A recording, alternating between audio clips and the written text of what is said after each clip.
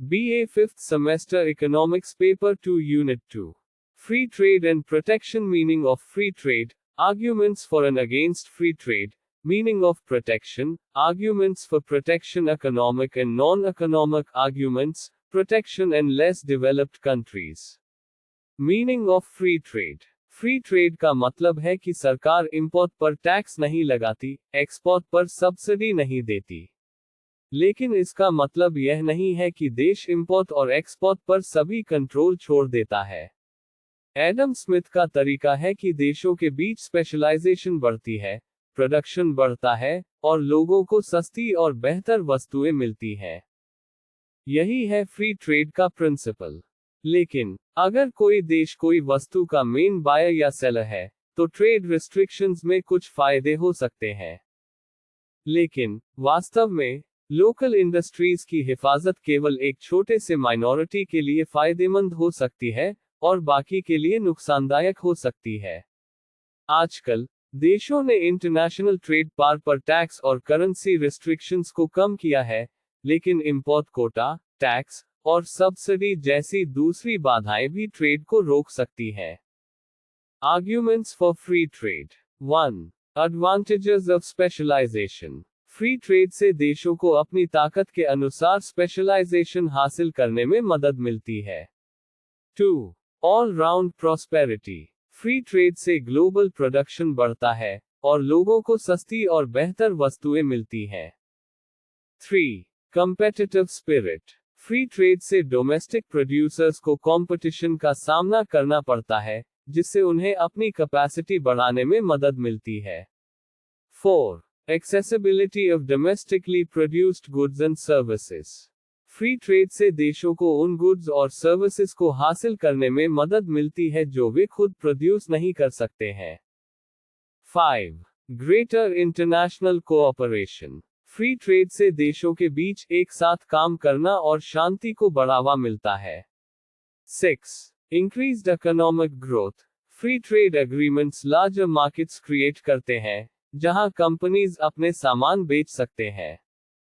इससे countries specialise कर सकते हैं उन चीजों में जहां वे एक्सीलेंट करते हैं, और इंपोर्ट कर सकते हैं वो चीजें जो उन्हें प्रोड्यूस करने में बहुत कॉस्ट आता है। Arguments against free trade. 1. Disadvantages for least developed countries. Free trade developing countries के लिए हानिकारक हो सकता है, क्योंकि यह उन्हें अपनी इकोनॉमी को स्टेबल करने में मदद नहीं करता है। 2. Destruction of home industries. Free trade से होम इंडस्ट्रीज को नुकसान हो सकता है, क्योंकि इंपोर्टेड गुड्स सस्ती हो जाती हैं। 3. Inefficiency becomes perpetual. Free trade से इनएफिशिएंट इंडस्ट्रीज को नजरअंदाज किया जा सकता है, जिससे वे परमानेंट रूप से डिफेक्टिव बने रहते हैं। 4. Danger of over dependence. Free trade से देशों को अपने ट्रेडिंग पार्टनर्स पर हाईली डिपेंडेंट होना पड़ सकता है, जिससे वे इकोनॉमिक क्राइसिस का सामना कर सकते हैं।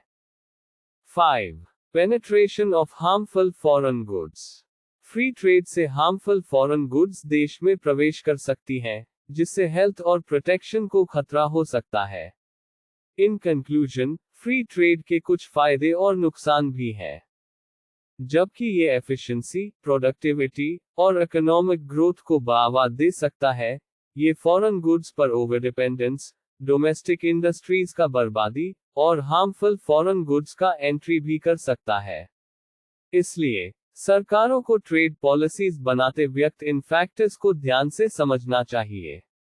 What is protectionism? ये एक तरह की गवर्नमेंट पॉलिसी है जो इंटरनेशनल ट्रेड को रिस्ट्रिक्ट करती है ताकि डोमेस्टिक इंडस्ट्रीज को बढ़ावा मिले।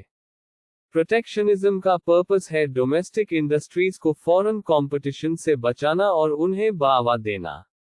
लेकिन इससे कंज्यूमर्स को हायर प्राइसेस चुकाना पड़ता है, कंपटीशन और इनोवेशन कम होता है, और ट्रेड वॉर्स और रिटेलिएशन भी हो सकती है।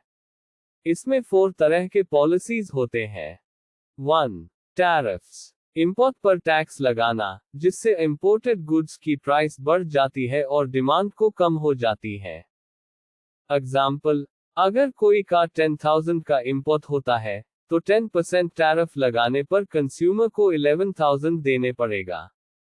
2. क्वोटस, इंपोर्ट की क्वांटिटी पर रिस्ट्रिक्शन लगाना, जिससे फॉरेन गुड्स की सप्लाई कम हो जाती है।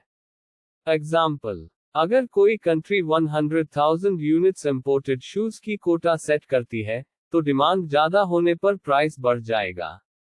3. सब्सिडीज, डोमेस्टिक प्रोड्यूसर्स को गवर्नमेंट पेमेंट करके उन्हें फॉरेन कंपटीशन से लड़ने में मदद करना। एग्जाम्पल, गवर्नमेंट डोमेस्टिक फार्मर्स को सब्सिडी देती है ताकि वे चीपर इंपोर्ट से compete कर सकें। 4. स्टैंडर्डाइजेशन, फॉरेन प्रोडक्ट्स को सर्टेन रूल्स और रेगुलेशंस फॉलो करने के लिए कहना, जिससे उनके लिए डोमेस्टिक मार्केट में एंट्री करना मुश्किल हो जाता है। एग्जाम्पल, कोई कंट्री इंपोर्टेड फूड प्रोडक्ट्स को सर्टेन सेफ्टी स्टैंडर्ड्स फॉलो करने के लिए कहती है, जिससे फॉरेन प्रोड्यूसर्स को मार्केट में एंट्री करना मुश्किल हो जाता है। Economic arguments for protection. 1. Job protection, protectionism से डोमेस्टिक जॉब्स बच सकते हैं, खासकर उन इंडस्ट्रीज के लिए जो लोअर लेबर कॉस्ट्स वाले कंट्रीज से compete करते हैं।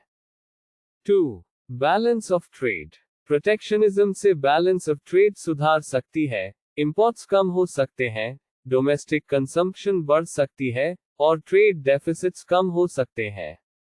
3. काउंटर अनफेयर प्राइसिंग, टैरिफ से अनफेयर प्राइसिंग को रोकने में मदद मिल सकती है, जब कंट्रीज अपने गुड्स को डोमेस्टिक मार्केट से कम दाम पर एक्सपोर्ट करते हैं। 4. अनफेयर कंपटीशन, प्रोटेक्शनिज्म से अनफेयर कंपटीशन को रोकने में मदद मिल सकती है, जो डेवलपिंग मार्केट्स में ज्यादा कॉमन है। 5. Balance of payments problem, protectionism से बैलेंस ऑफ पेमेंट्स प्रॉब्लम को सुधारने में मदद मिल सकती है, जो high imported inflation, lower national income, higher unemployment और राइजिंग पब्लिक डेट को लीड कर सकता है। 6. गवर्नमेंट रेवेन्यू, टैरिफ से गवर्नमेंट्स को रेवेन्यू मिल सकती है। जब गवर्नमेंट इंपोर्टेड गुड्स पर टैरिफ्स लगाती है, तो उन्हें रेवेन्यू मिलता है। ये रेवेन्यू गवर्नमेंट अपने काम के लिए यूज कर सकती है। प्रोटेक्शनिज्म एक इकोनॉमिक पॉलिसी है जो फॉरेन गुड्स को डोमेस्टिक मार्केट में लिमिट करती है, डोमेस्टिक मार्केट को फेवर करती है, और एक्सपोर्ट्स को डिस्करेज नहीं करती। Non economic arguments for protection, trade policy की प्रोटेक्शन के लिए 3 नॉन इकोनॉमिक आर्ग्यूमेंट्स हैं। 1. डिफेंस आर्ग्यूमेंट, देश की सुरक्षा के लिए हर कंट्री को अपनी जरूरत पूरी करने के लिए सेल्फ सफिशिएंट होना चाहिए। ये फॉरेन कंट्रीज पर डिपेंड होने से बचना चाहिए, चाहे इससे इकोनॉमिक लॉस हो। 2. पेट्रियटिज्म आर्ग्यूमेंट, प्रोटेक्शन से देश के लोगों का देश प्रेम बढ़ता है। हर सिटीजन को होममेड गुड्स को प्रेफर करना चाहिए, और इसके लिए इन हाउस इंडस्ट्रीज को डेवलप करना पड़ेगा। 3.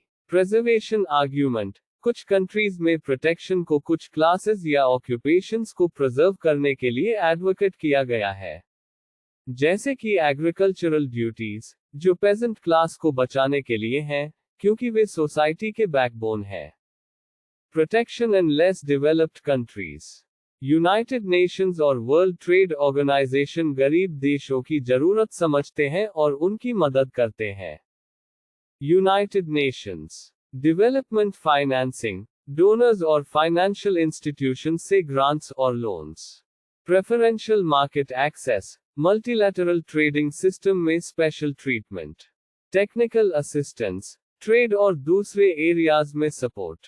WTO स्पेशल ट्रीटमेंट, स्पेशल और डिफरेंशियल ट्रीटमेंट के प्रोविजंस, टेक्निकल असिस्टेंस, डेवलपमेंट के लिए support, trade opportunities, less developed countries के लिए ट्रेड अपॉर्चुनिटीज बढ़ाने के प्रोविजंस। फ्लेक्सिबिलिटी, WTO रूल्स और कमिटमेंट्स इंप्लीमेंट करने में flexibility. ASCAP less developed countries को दोहा प्रोग्राम ऑफ एक्शन इंप्लीमेंट करने में मदद करता है। लेस डेवलप्ड कंट्रीज की प्रोडक्टिव कैपेसिटीज को स्ट्रेंथन करता है और उन्हें लेस डेवलप्ड कंट्रीज कैटेगरी से ग्रेजुएट करने में मदद करता है।